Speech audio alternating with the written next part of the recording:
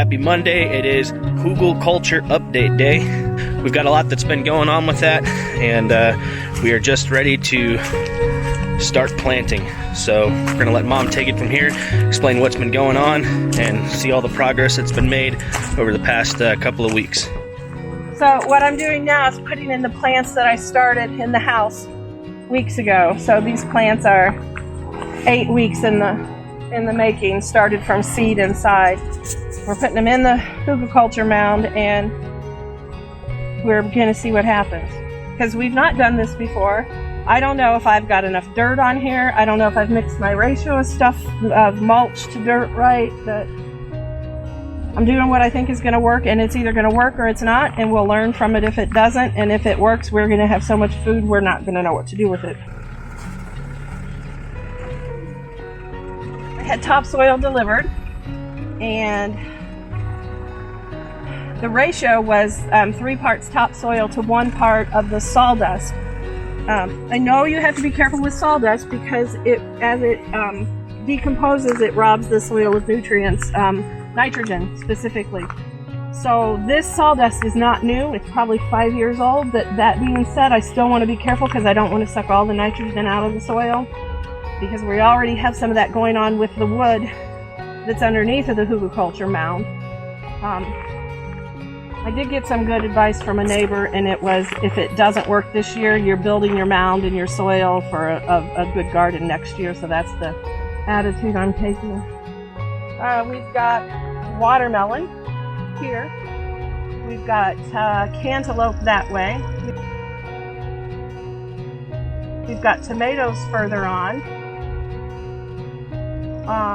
We also have some peppers on the lower part of the mound over there. Over on this side, we've got cucumbers for pickling and regular cucumbers. I've got still to put in the ground some more jalapenos and some, I think it's basil, I'll have to look.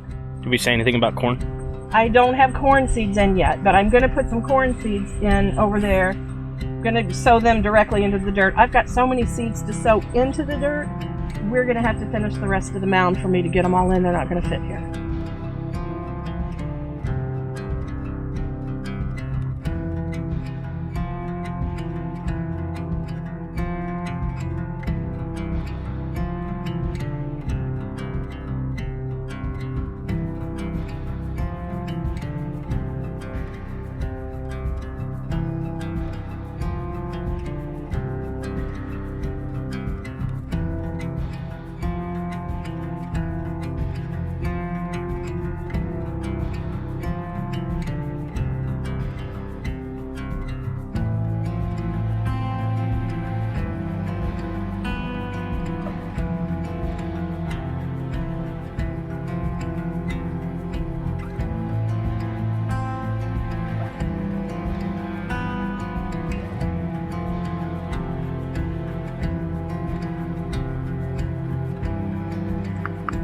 So has the work been harder than you expected, or?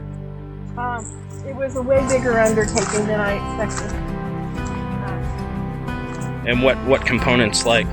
Well, in the fact that there's no dirt here to grow in, and we had to build the garden, so we built it from scratch. Someone jokingly commented on my Facebook page that it was the garden from IKEA, because I had to get all the pieces and put it all together.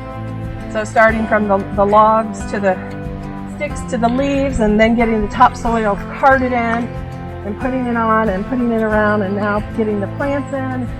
And honestly, I think I made the garden too big because we've had issues getting dirt. I've only been able to get enough dirt to cover half of the HugelKultur in one bed.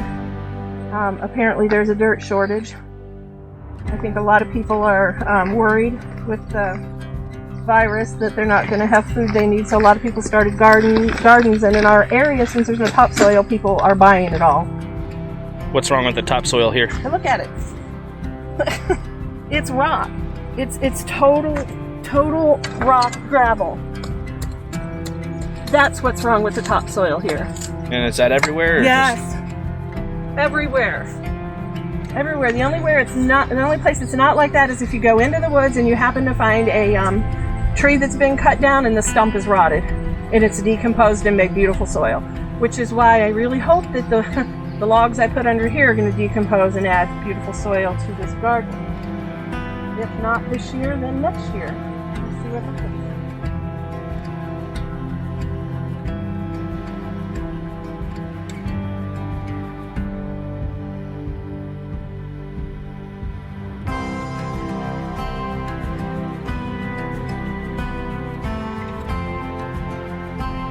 All right, we're here at the raised garden bed. We also have quite a few things growing in here. So what do we got going on in here? Well, this first part here is 3 different kinds of carrots. I got some multicolored carrots and some half Danvers. They're called. They're short and stubbier. I don't see any of them really coming up yet, but it's a little early, so I'm going to wait on those.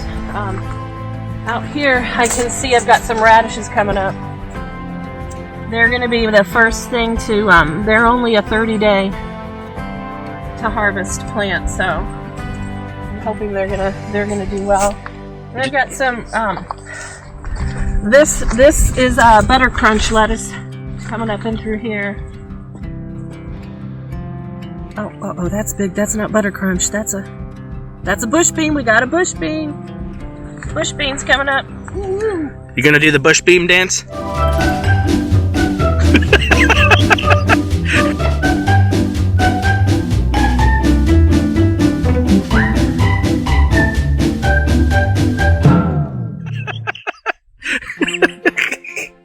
This is romaine.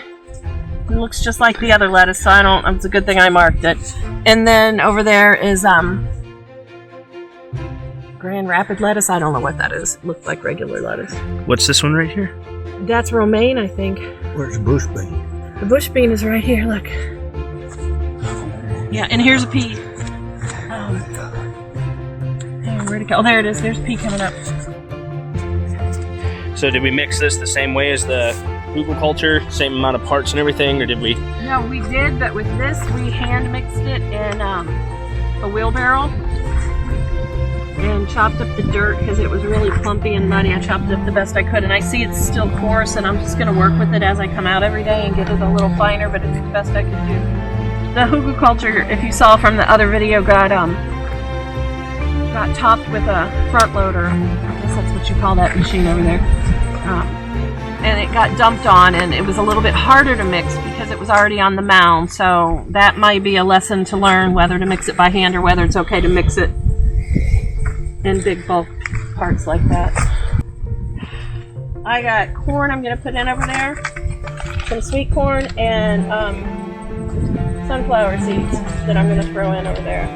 And then just throughout the garden, I've got some marigold, some viola, and I thought I had something else, but it looks like it's just the 2 of those for right now.